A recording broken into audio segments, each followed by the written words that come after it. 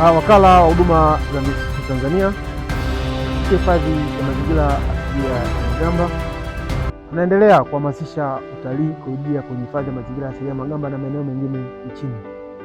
Hapa tulipo tuko eneo la Bwawa Ziwa, eneo mojawapo la vivutio linalopatikana Hifadhi ya Mazingira Asilia ya Magamba. Tunategemea kuwa na tamasha kubwa itakayofanyika tarehe 20 mwezi wa 12 mwaka 2025. Kabla ya tamasha hilo, kuanzia tarehe 17, 18, 19 tunatoa fursa kwa wadau mbalimbali, wafanyabiashara, wadau mbalimbali wa utalii eneo la Nyerere Square, eneo la Lushoto mjini. Ndani ya hizo siku tatu kuanzia 17, 18, 19 tunategemea kuwa ndio fursa mojawapo pia ya kutoa vitu mbalimbali kwa t-shirt kwa ajili ya ushiriki na vifaa mbalimbali ambavyo vitakavyohusika na tukio hilo.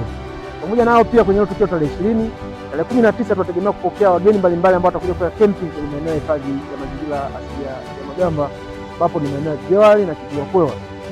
Kwa hawa watakao pia watapata fursa ya kulala na kupata huduma mbalimbali ikiwemo kutembelea vivutio mbalimbali vilivyoko ndani ya Hifadhi ya Mazingira Asilia ya Magamba. Kianza na Kigwa, kuna Majuu Point, kuna mapango ya Sulemani, kuna kufanya matembezi kwenye hifadhi.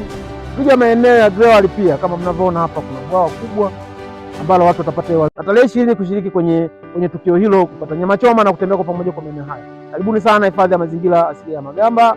Tuko tayari kuwapokea, kuwahudumia. Utalii wa ndani lazima waanze na sisi wenyewe, kuhakikisha kwamba tunaanza na sisi wenyewe kama serikali inavyohamasisha.